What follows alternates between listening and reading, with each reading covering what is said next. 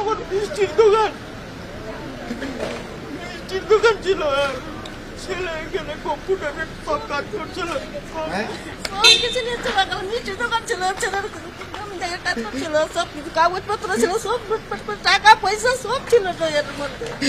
দোকানের একটা কিছু কিচ্ছু রাখিনি, আমাদের সব লুটপাট করে নিয়ে গেছে। এখন যে খাওয়া কিছু নাই। আমরা সকাল থেকে ছেলে মিলে নিয়ে কি খাবো, তার কোনো রাস্তা নেই এখন। এইরকম হাল করে দিয়েছে দেখেন স্যার আমাদের দোকানের মধ্যে। এই দোকানটার উপরে আপনাদের সংসার চলে? স্যার এই দোকানটার উপরেই সংসার চলে স্যার, এই দোকানটার উপরেই সংসার চলে আমাদের।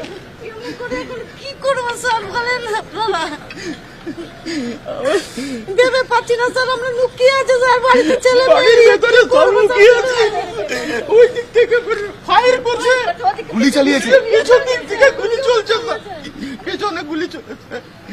আর এই দিকে ওইদিকে হাজার হাজার লোক, পালাচ্ছি এদিকে। হাজার হাজার লোক স্যার। ওরা একটা মিষ্টির দোকান ছিল, এই মিষ্টির দোকানটাই এই পরিবারের পেটে ভাত জোগাতো।